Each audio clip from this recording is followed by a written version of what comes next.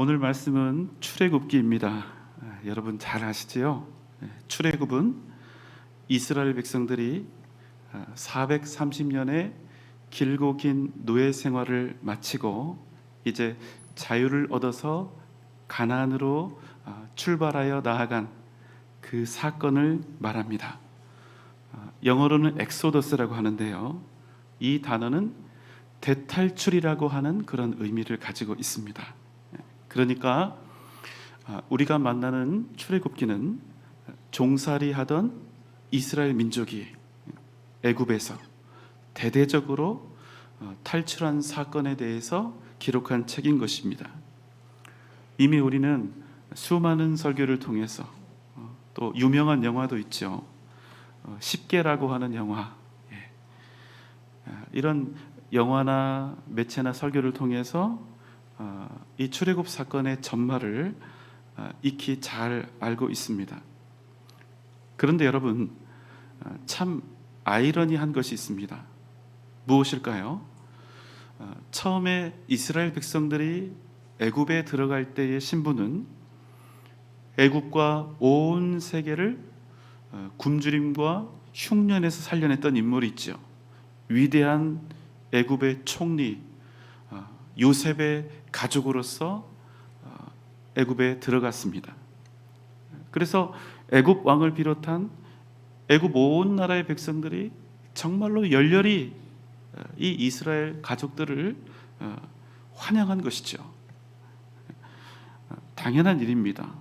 요셉은 온 세상에 흉년이 닥쳐왔던 그때 애굽을 온 땅에서 가장 부강한 나라로 우뚝 세웠던 애굽의 최고의 은인이기 때문에 당연한 것이죠.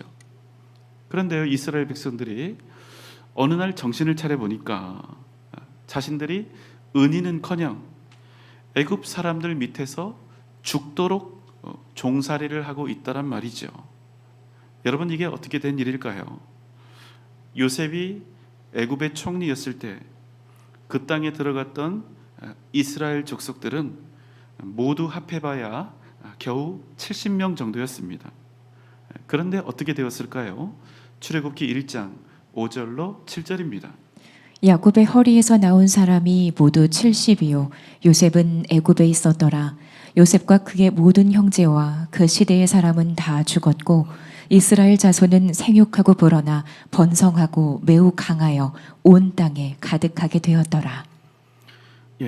애굽에 처음 들어갔던 숫자는 겨우 70명 정도밖에 되지 않았지만 곧 얼마간의 시간이 지난 후에 상황을 보니까 이스라엘 자손들의 그 수가 엄청나게 불어나 있었고, 또 성경에서는 그들이 번성하였으며 또 매우 강했다고 이야기합니다. 그래서 그 많은 수, 그 강한 민족이 애굽 온 땅에 가득하게 되었노라고 우리에게 증언해주고 있죠. 훗날 출애굽할 때는 어떻게 되었습니까? 보행하는 장정만 60만 명, 전체 수를 따지면 최소 200만 명이 훌쩍 넘는 그런 엄청난 수가 되었던 것입니다. 여러분, 애굽 사람들의 입장에서는 어땠을까요? 손님으로 받아주었는데 시간이 흘러서 보니까 이 사람들이 이 땅의 손님인지 아니면 주인인지 가늠하기가 어렵게 된 것입니다. 심지어 7절에서는 뭐라고 이야기하죠? 그저 이스라엘 백성들이 숫자만 많았던 것이 아니라 매우 강했다, 이렇게 말씀하고 있습니다. 그래도 애굽 사람들의 은인이었던 요셉이 살아 있을 때는 다들 호의적이고 친절했습니다. 살만했죠. 대접도 받고 칭송도 받았습니다. 그런데 그 좋았던 상황이 곧 달라지게 된 것입니다. 출애굽기 1장 8절로 10절입니다. 요셉을 알지 못하는 새 왕이 일어나 애굽을 다스리더니 그가 그 백성에게 이르되 이 백성 이스라엘 자손이 우리보다 많고 강하도다. 자, 우리가 그들에게 대하여 지혜롭게 하자. 두렵건대 그들이 더 많게 되면 전쟁이 일어날 때에 우리 대적과 합하여 우리와 싸우고 이 땅에서 나갈까 하노라 하고. 요셉이 죽고 요셉을 은인으로 생각하던 사람들이 또 다 죽었습니다. 그때 애굽에 새 왕이 일어나서 다스리게 되는데요. 이 왕이 딱 보니까 제일 먼저 이스라엘 백성들이 보이는 겁니다. 객으로 들어온 이 이스라엘 자손들이 우리보다 많고 강하다. 자, 이제 우리가 그들에 대해서 지혜롭게 행하자. 그들이 지금보다 더 많아지게 되면 그들이 행여 우리의 적들과 합세하여 우리를 공격할까 두렵구나. 그래서 어떻게 합니까? 11절입니다. 감독들을 그들 위에 세우고 그들에게 무거운 짐을 지워 괴롭게 하여 그들에게 바로를 위하여 국고성 비돔과 라암셋을 건축하게 하니라. 이스라엘 백성들을 노예로 삼고 그들을 무거운 노역에 부리며 괴롭히기 시작한 것입니다. 그 일환으로 애굽의 왕 바로를 위해서 국고성 비돔과 라암셋을 건축하게 합니다. 이때부터 이스라엘 백성들의 종살이가 본격적으로 시작이 된 것이죠. 여러분, 여기서 잠깐 애굽의 왕이 이스라엘을 노예로 삼고 그들에게 고된 노동을 시켰던 그 이유는 무엇이었습니까? 이스라엘 자손이 번성하여 그 수가 많고 강했기 때문입니다. 바로 그런 상황을 반전시키고 이스라엘 백성들을 억압해서 애굽 민족들이 위험에 처하지 않도록 그렇게 하고자 했던 것입니다. 자, 그런데 그럼에도 어떤 일이 일어났는지 한번 보겠습니다. 12절 전반부입니다. 그러나 학대를 받을수록 더욱 번성하여 퍼져나가니. 말도 안 되는 일이 일어난 것입니다. 말씀에 이렇게 되어 있죠. 그러나 이스라엘은 학대를 받을수록 더욱 번성하여 퍼져나갔다. 애굽이 이스라엘을 학대한 목적은 분명했습니다. 최대한 이스라엘 백성들의 숫자를 죽이고 그들의 세력을 무력화시키는 것이었습니다. 그래서 자신들이 취할 수 있는 가장 효과적이고 강력한 방법으로 이스라엘을 학대했죠. 그런데 여러분, 그 결과가 어떻게 되었다는 것입니까? 이스라엘을 억압하고 핍박하고 괴롭게 할수록, 노동의 강도를 높이고 그들의 마음에 상처와 고통을 더할수록 이스라엘은 오히려 더욱 번성하고 더욱 강한 민족으로 굳건하게 확장되어 갔다는 것입니다. 이 말씀에서 참 흥미로운 부분이 있죠. 어떤 부분입니까? 학대를 받을수록 그들이 더욱 번성하게 되었다는 것입니다. 무슨 말씀입니까? 그냥 놔뒀으면 그나마 괜찮았을 텐데 더 많이, 더 높은 강도로 그들을 학대하고 나서 보니까 오히려 이스라엘이 더욱 번성하게 되었다는 것입니다. 정말 말도 안 되는 일이죠. 학대하기 전에 이미 이스라엘 민족은 애굽 백성들에게 위협적인 존재가 되어 있었습니다. 그들의 번성함과 번창함이 주는 두려움을 도무지 막을 길이 없었던 것이지요. 그래서 자신들이 취할 수 있는 모든 방법을 다 동원했습니다. 그랬더니 노예로 삼고 학대하기 전보다 더 그들이 번성했다는 겁니다. 자, 그럼 여러분, 이게 의미하는 바는 무엇입니까? 차라리 그들을 학대하지 않는 편이 훨씬 더 낫겠다, 이런 의미입니다. 12절로 14절입니다. 그러나 학대를 받을수록 더욱 번성하여 퍼져나가니 애굽 사람이 이스라엘 자손으로 말미암아 근심하여 이스라엘 자손에게 이를 엄하게 시켜 어려운 노동으로 그들의 생활을 괴롭게 하니 곧 흙 이기기와 벽돌 굽기와 농사의 여러 가지 일이라 그 시키는 일이 모두 엄하였더라. 애굽 사람들은요, 상식을 뛰어넘어서 벌어지고 있는 그 상황을 바라보면서 더욱 근심하며 두려워 떨었습니다. 그리고 생각했습니다. 이렇게까지 했으나 아직도 부족한가?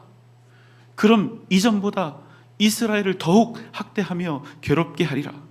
그래서 어떻게 합니까? 더욱더 엄하게 노동으로 이스라엘을 힘겹게 만들었던 것이지요. 그런데도 여러분, 마음 먹은 대로 되지를 않는 것입니다. 그래서 어떻게 했습니까? 15절, 16절입니다. 애굽 왕이 히브리 산파 십브라라 하는 사람과 보아라 하는 사람에게 말하여 이르되 너희는 히브리 여인을 위하여 해산을 도울 때에 그 자리를 살펴서 아들이거든 그를 죽이고 딸이거든 살려두라. 여러분, 애굽의 왕이 정말 추악하고 경악스러운 짓을 행했지요. 무엇입니까? 히브리 산파들에게 명령해서 히브리 여인이 아들을 낳거든 죽이고 딸이거든 살리거라. 하지만 여러분, 이 애굽의 왕의 의도처럼 되었을까요? 17절입니다. 그러나 산파들이 하나님을 두려워하여 애굽 왕의 명령을 어기고 남자 아기들을 살린지라. 히브리 산파들이 애굽 왕의 말을 듣지를 않습니다. 그리고 왕의 명령을 어기고 산의 아이들을 살린 것입니다. 왜요? 그들이 여호와 하나님을 경외하고 있었기 때문입니다. 여러분, 바로 이 부분이 굉장히 중요합니다. 무슨 말씀입니까?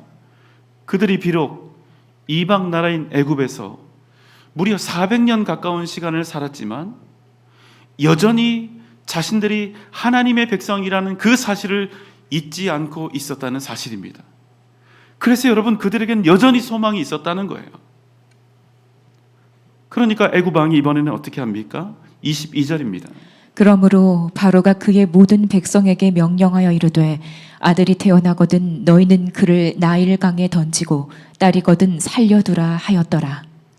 처음에는 애굽 왕이요 산파들에게만 명령을 했는데 이제는 애굽의 온 백성들에게 명령한 것입니다.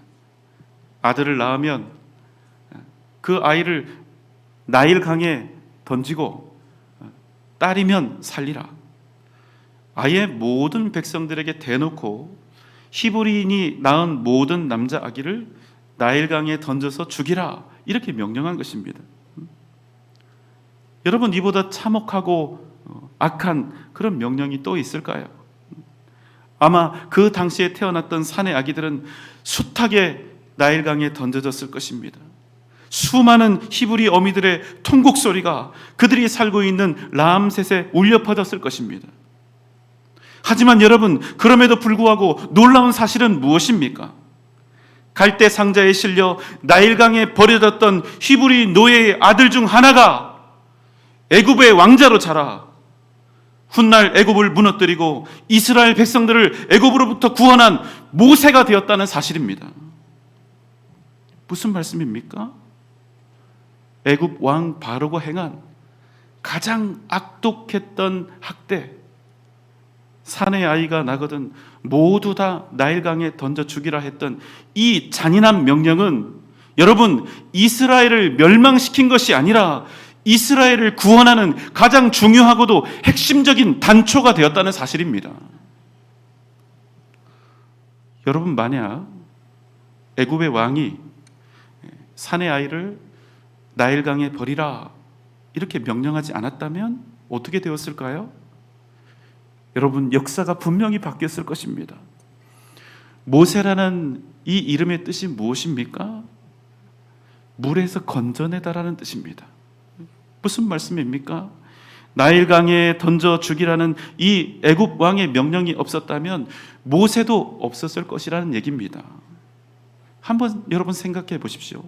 무슨 수로 히브리 노예의 아들이 애굽의 공주를 만나고 그의 아들로 자랄 수가 있었겠습니까?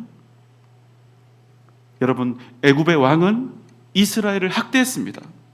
그럼 여러분, 상식적이고 논리적인 결과는 어떻게 나와야 맞지요? 어떤 형태로든 이스라엘은 위축되고 기울어져야 맞습니다. 모든 수를 다 동원하여 핍박하고 고된 상황 속에 몰아넣고 잔인하게 채찍질하고 태어난 산의 아이를 죽이도록까지 했다면 그 효과는 반드시 분명하게 나타나야 했지요. 그러나 여러분, 정작 그 결과는 어떠했습니까? 오히려 이스라엘은 번성했고 흥왕케 되었다는 사실입니다. 여러분, 이게 어떻게 된 일입니까? 이런 비상식적이고 비논리적인 이런 상황을 우리가 어떻게 이해할 수 있을까요? 여러분, 그 이유는 도대체 무엇입니까? 바로 변수입니다. 이 세상을 사실상 실질적으로 움직이고 있는 본질적이고 근본적인 변수, 이 세상 그 누구도 감히 막을 수 없는 변수 하나가 이 역사를 움직여가고 있었다는 사실입니다. 여러분, 그 변수는 무엇입니까? 그 변수는 온 세상의 주권자 되시는 살아계신 하나님의 개입, 온 역사를 주관하시는 하나님의 개입, 하나님의 그 개입하심이었다는 사실입니다. 사랑하는 여러분, 우리 인생은 험난합니다. 두려워할 일들의 연속이고 괴로운 일들로 가득합니다.